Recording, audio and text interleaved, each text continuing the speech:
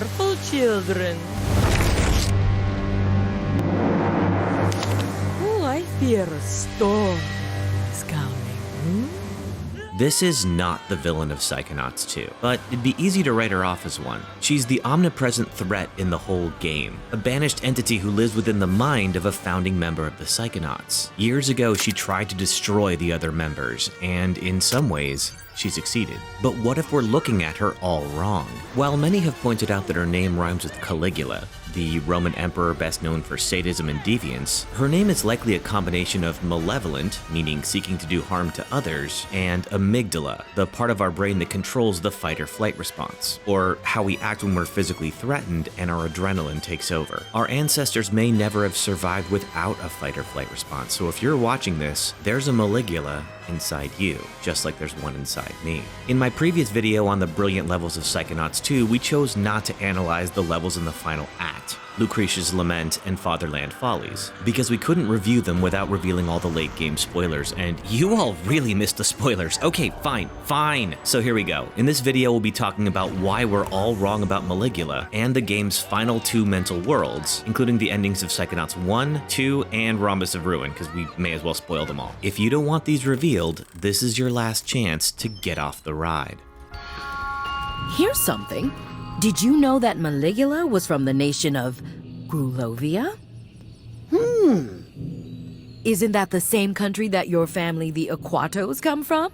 We don't learn much about Raz's origins in Psychonauts 1, other than he ran away from his family of acrobats to attend a summer camp for psychic children, after his father forbade him from learning to explore his powers. My dad, he hates psychics, and he knew I was becoming one. So all day long he would force me to practice my acrobatics, hoping to distract me, or maybe hoping to kill me.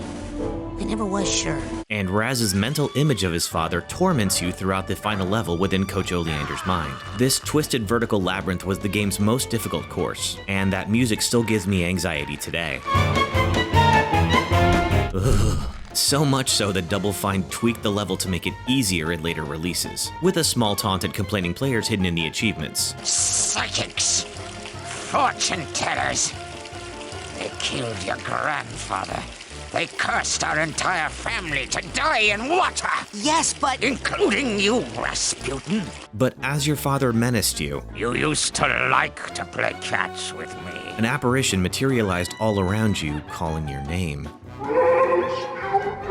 And in the final battle between Raz and the projection of his father, Raz's actual father breaks into Coach Oleander's mind using his own psychic powers. I see your skull is as hard to penetrate as ever. Dad!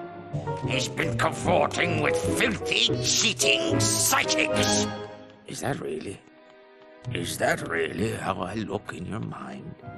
And with their powers combined, they turned Raz into a giant to fight off the threatening projections of Coach Oleander's father and Raz's father. So we learn that in the world of Psychonauts, psychic powers may be hereditary. But if that's true, what was his father's problem with psychics? What did they ever do to him? And why would... Children, it's an emergency. There's been another kidnapping. Who was kidnapped?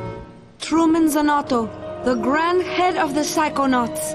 Dad! No time to answer that, we gotta go. Flash forward 12 years, or a day or so. Raz, Coach, Sasha, Mia, and Lily search for Truman Zanotto, grand head of the Psychonauts and Lily's father. After crashing in the Rhombus of Ruin, they find a derelict Psychonauts base underwater, where Truman is being held by escaped Psychonauts 1 villain, Dr. Lobato!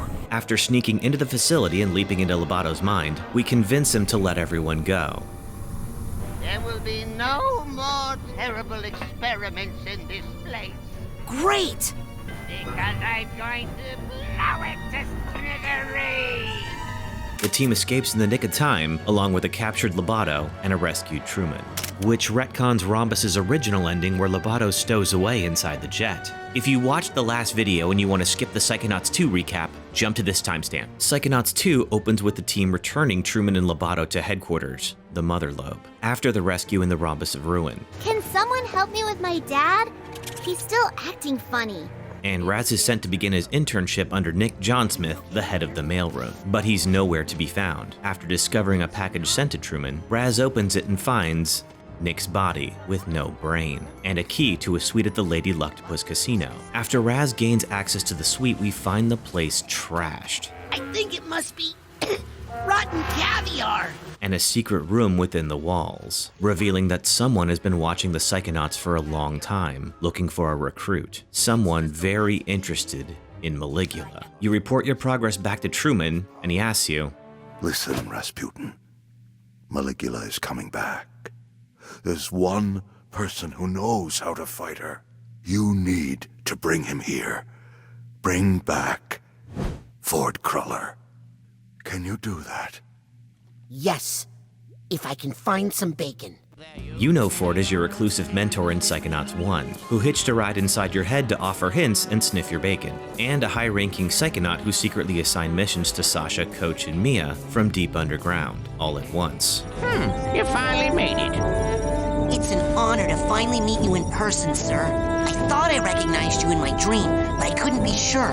Now that I see you in your element, there's no doubt.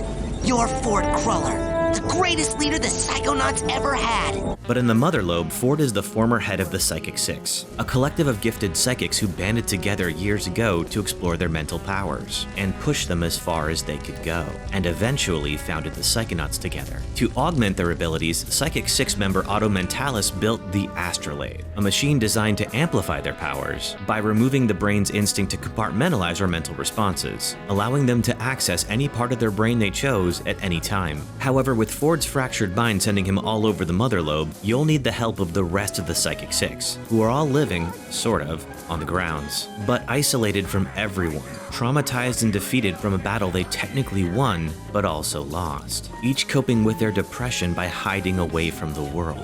To save Ford, Raz tracks down each member of the Psychic Six, leaps into their minds, and unravels the source of what's been tormenting them. From Compton Bull's fear of being judged, Cassiopeia's ruler archetype imprisoning her other personality constructs, Bob's alcoholism numbing him from the pain of losing his husband, Otto's been doing just fine, either getting by through his love of inventing, or just going to therapy. And finally, needing a replacement brain for mailroom supervisor Nick Johnsmith, Raz discovers Otto's stash of donated brains and finds one without a name, belonging to the final-ish member of the Psychic Six, Helmut Fulbear. Raz pops Helmut's brain into Nick's body and gets him through his feelings of abandonment after the Psychic Six left him behind in their battle. But the Psychic Six was actually the Psychic Seven, although this last member seems to be erased from history. Long ago, Otto Mentalis introduced a new member to the Psychic Six, a young Grulovian woman named Lucrecia Mux, who fled her country shortly after losing her first husband in a war. She and Ford started dating shortly after, and when she wasn't cheating at bowling, You mark that frame and 8, you're entering the world of pain. I'm not. A world of pain. Lucy began enduring experiments in the Astrolabe to grow her psychic powers of hydrokinesis, the ability to control water. But their romance was cut short when her country was invaded by a foreign army. Lucy's sister Morona was still living in Grulovia, and Lucy believed she could help protect her family, her country, and its people, and she was right. After rescuing the country's prince from its invaders, Lucy's hydrokinesis powers turned the tide of the fight, and Lucy was named Administrator of War by Theodore Malik, the head of Grulovia's dictatorial leaders. But shortly after the invasion receded, Grulovia's people turned against their tyrant rulers, and Lucy was charged with quelling the rebellion. But Lucy's sister and her husband were part of the uprising against her. After a protest refused to disperse, Lucy summoned a powerful rainstorm to clear them out. But the Astrolabe had made her powers unstable, and the force of the rushing water broke the nearby dam, drowning all the protesters, including Lucy's sister. The massacre was known around the world as the Deluge of Grulovia, and from that day forth, the Lucy that Ford knew had changed into Maligula. Seeing how powerful Maligula had become, the Tsar Theodore realized he could not control her and ordered her execution. But you can't keep secrets from a psychic. Forced to flee the country, the Maliks escaped Grulovia, leaving the remains to Maligula. The international community summoned the Psychic Six to take Maligula down. They saw what their experiments and the trauma of accidentally drowning her own sister had done to Lucy, and they agreed to stop Maligula but would not use force unless absolutely necessary. They believed their friend was still in there and maybe they could bring her back. They tried using everything they could to remind Lucy of who she was within the Psychic Seven. A barrage of animals, motivational speeches, a dramatic performance, but Maligula had grown far too powerful. After she cast Helmut Fulbear in an icy lake, Ford was forced to fight Maligula. and he won. With Maligula captured and Helmut's brain kept alive in a jar, Ford returned to HQ, placed Maligula in the astrolabe, and sealed her persona away deep inside Lucy's mind, where she's remained trapped ever since. But Lucy was known throughout the world for having drowned her own people. She could never live a normal life again. So Ford hatched a plan to keep Lucy safe. If you watched the brilliant levels of Psychonauts 2 and played the game, you know he left out what Raz learns at the bottom of the tomb of the Sharkophagus, when he reassembles Ford's mind. The thing Ford wanted to forget about Raz's family. Oh, no.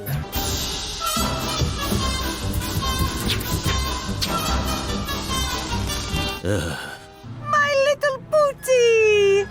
Shortly after you arrive at the Mother Lobe, Raz's entire family pops by for a visit, toting along everyone from Raz's siblings, his mother and father, and even his grandmother, Nona. After being kicked off the property, they set up their carriage in a nearby campground, but Nona keeps wandering off into the woods. When you reach the bottom of the tomb, you find the bodies of your dead grandparents, both of them. That's your grandparents, Laszlo and Marona. They drowned in the Palermo Dam disaster, remember? What? No! Grandpa Laszlo died there, but Grandma made it out and came to live with my father. No, Raz, she didn't. Ford, I just saw her today. No, you didn't. Ford needed to give Lucy a new identity, so he found her sister's now orphaned son and used the astrolabe to convince both Lucy and the boy that the two of them were mother and child. Lucy could now live out the rest of her life as her dead sister, caring for the boy who would eventually become your father. And now we know where your father got his powers and why he was afraid of psychics. Let me go! Listen, Raz, I know you're mad. My great aunt killed my grandma, and so you made us babysitter for 20 years? Now look it. You spring this news on your family now, their memories will unravel, and there's no telling how they'll react. So? They might try to kill her. If Lucrecia is attacked, if she feels the need to defend herself, that dark spirit could reawaken inside her. Maligula really could rise again. But being back at the Mother Lobe, a place familiar to her, is causing Nona's suppressed memories to return.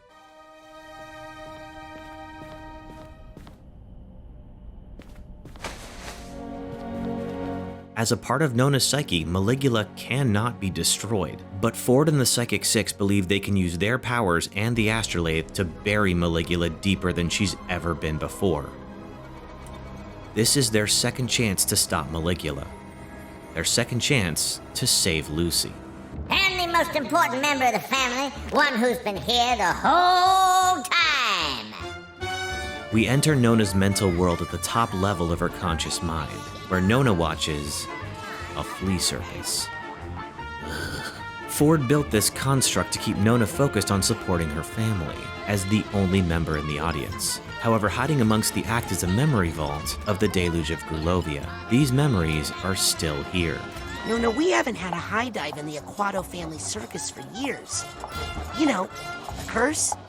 You know, the more I think about that curse, the more I think it's a lot of Gravosknuk. Nona and Raz climb up to the top of a high dive tower, where Raz begs Nona not to jump because of the curse where he and his family will all die in water. And she's starting to realize the curse was a memory planted by Ford to keep her away from water sources and to avoid triggering her hydrokinesis powers. You jump and land in a world made of fabric. Not an acrobat by nature, Nona's contribution to the family was her sewing, building and mending costumes and tents for her family's circus troupe.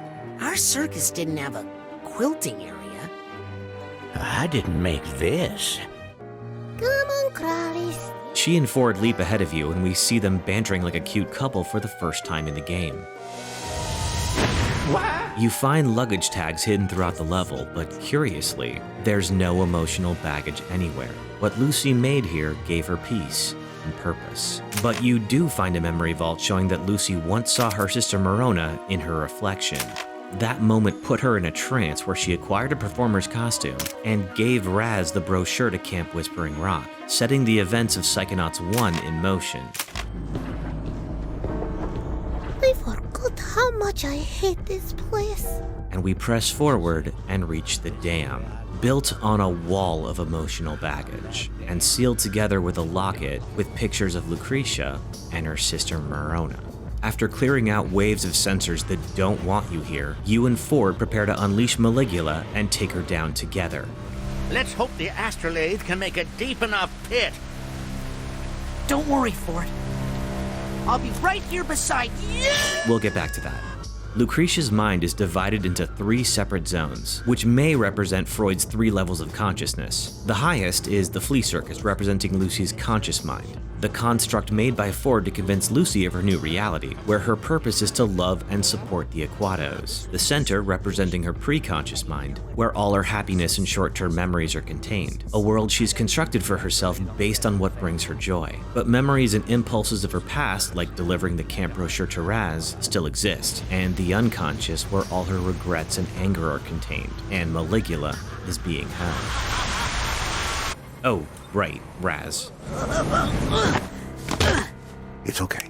You're safe. What happened? We were... You were obviously in distress, so I pulled you out. Is that... her? Back in the real world, you've been reported by one of your fellow interns who believes that you are the mole. I told you he was up to something out here with his girlfriend, Maligula. That's not his girlfriend, you little snitch. I'm his girlfriend. Okay, pause with me for just 1 second to appreciate this callback to the first game where Lily gets weak in the knees after seeing Raz for the first time. My name starts with a D. Is Rasputin. But everybody calls me... My God! Oh yeah, funny story. That's not really Nick from the mailroom. I know that, but why? Doesn't matter. Lily has been following her father, and she's convinced he's not acting like himself. You and Lily agree to jump into Truman's mind together and understand why he's derailing the operation. We arrive in Truman's mind in a display room dedicated entirely to himself, including a giant plaster head in the center of the area. But Lily notices right away that something is wrong. The props in the room cover the most surface-level details of Truman's life. Well, at least you know he thought about his family. Yeah, but what's with all the lines showing how we're all related? But Truman wouldn't need these mental reminders everywhere. It's almost like he comes here to practice being himself. Raz, this isn't my dad's mind! Lily! Lily's worked out half the mystery, but she can't expect the traitor to march right past her. If it's not your dad's mind, whose mind is it? Until he does. His! And the traitor is... Nick John Smith. Make room for Zazarovich Crystal Malik, future Tsar of Grulovia. Oh, that's actually better. Crystal Malik was the former Prince of Grulovia, run out of his home country as a child after his father betrayed Maligula, who grew up and infiltrated the Psychonauts under the unassuming name Nick John Smith. He lived in exile with his family after Maligula destroyed the capital. Why is his brain in your dad's body? And where is my father's real brain? Come on, let's make him talk. We arrive at a Disneyland-style queue and convince the ride operator to let us on. And we begin an It's a Small World-style ride where Gristle reveals his history and relationship with Maligula. Where other characters have tried to hide their secrets from you, Gristle is so proud of who he is and what he's entitled to that he even wrote a song.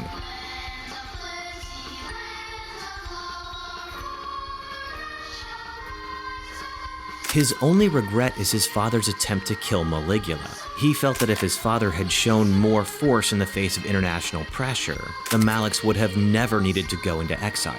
Like Coach Oleander in the first game, Raz and Gristle are both defined by the choices of their fathers. In Psychonauts 1, Raz thought his father was too forceful for refusing to let him attend Camp Whispering Rock, and in Raz's mind, his father became the game's villain. Somebody's going to get grounded! Gristle felt his father wasn't forceful enough, and in Gristle's mind, he became the victim. Raz felt trapped by his family destiny, but Gristle felt robbed of his. Raz ultimately achieved his purpose because of Ford. Gristle ultimately lost his purpose because of Ford. Gristle is not only a classic narcissist in that he sees the world entirely through the lens of how it relates to him, but he sees that world through the eyes of a child. His mind is a theme park with an alternate history celebrating his family and praising his clever machinations. What does he remember most about Grulovia? It was amazing. I had a cotton candy maker in my bedroom. In his mind, the Grulovian people cheer for him even while they're literally drowning, and anyone who opposed him were unruly fools who deserved to die. Gristle gleefully shows off how he manipulated Ford, the Psychonauts, and that's not good. He found their organization ridiculously easy to manipulate. Some of their most trusted agents were mere children.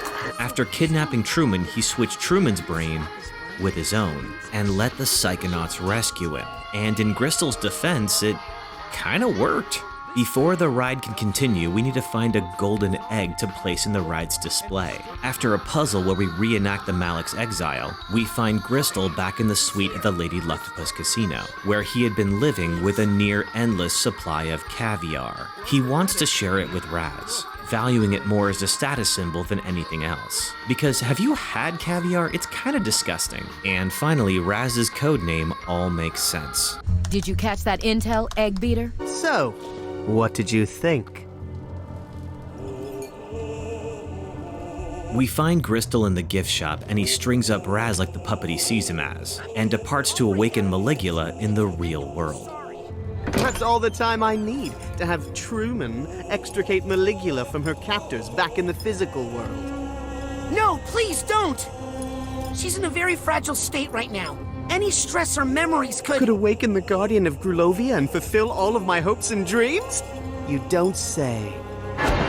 But Lily comes to your rescue. Ah! Where is Ouch! my father's brain? You and Lily discover where Truman's real brain might be held and wake yourselves up. We emerge from Gristle's mind and we see that without your help inside Nona's mind, everything has gone wrong. I think we should get out of here. And Maligula has awakened.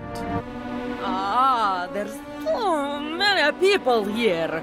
Too much baggage. Need to push it all away. We rush back to the Mother Lobe for help, and we realize we've spent so much time worrying about Nona's mental conditioning unraveling that we didn't think about your father. Your father had a rough night. He's been remembering things. Maligula has been awakened inside Lucy, and it's time to send her back.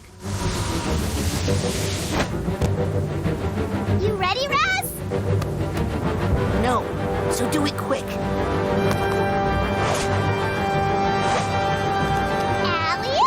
Say hi to Nona for me. Your family fires you towards her giant waterspout. It's time to meet your great Aunt Maligula. You're back inside Nona's head, this time as the destroyed Grulovia floods all around you. What you feared for most of your entire life is surrounding you. Oh, I fear a storm is coming.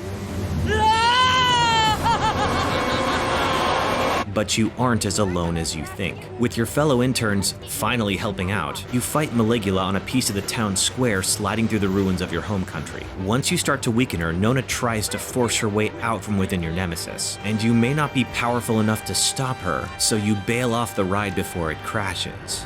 And Maligula finds the one thing that could quell her rage. Marona wasn't supposed to be there. Lazarus shouldn't have brought her. He killed my sister. No, that's not quite right. No, that's not quite right. I killed my sister. And she finally accepts that she's responsible for her sister's death. What's so bad? I kill lots of people.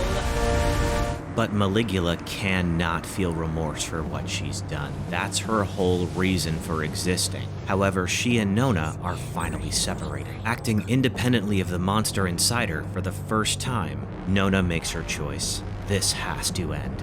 Like the first game, Nona grants you her power, and it's time for a fairer fight. Ford's prepared a pit to trap Maligula in, and you send her over the edge. But not before she grabs Nona! threatening to take her down as well.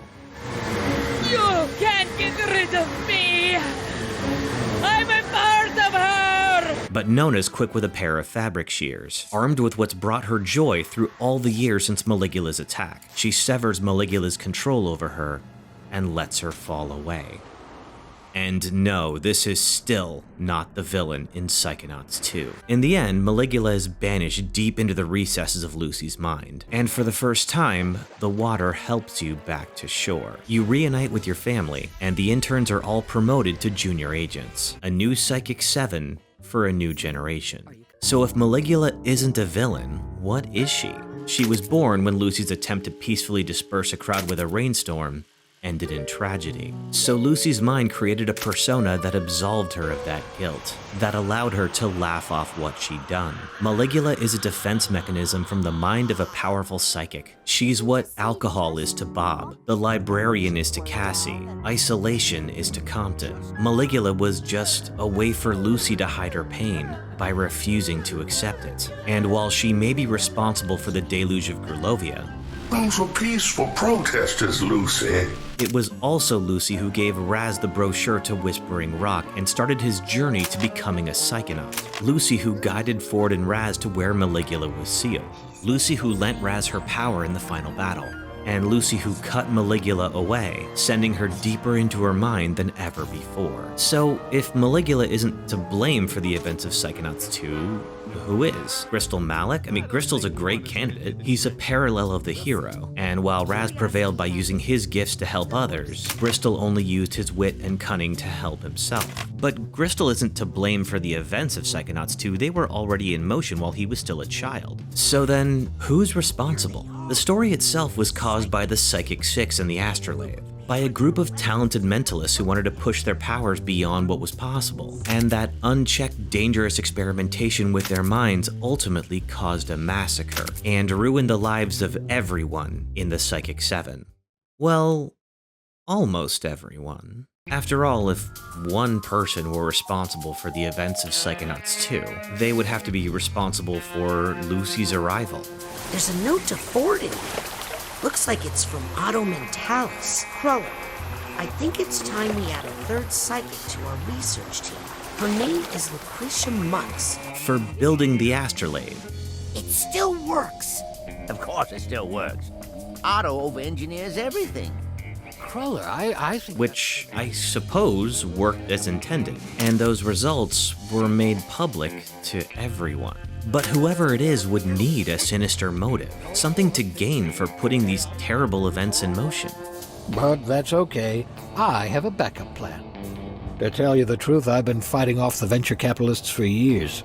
I'm going to make tiny, personal-sized astrolabes to help people make small cosmetic changes to their personalities. Like how an injectable neurotoxin removes wrinkles, but for the mind. I don't think it's a good idea to remove your mind's wrinkles. That's because you're a kid.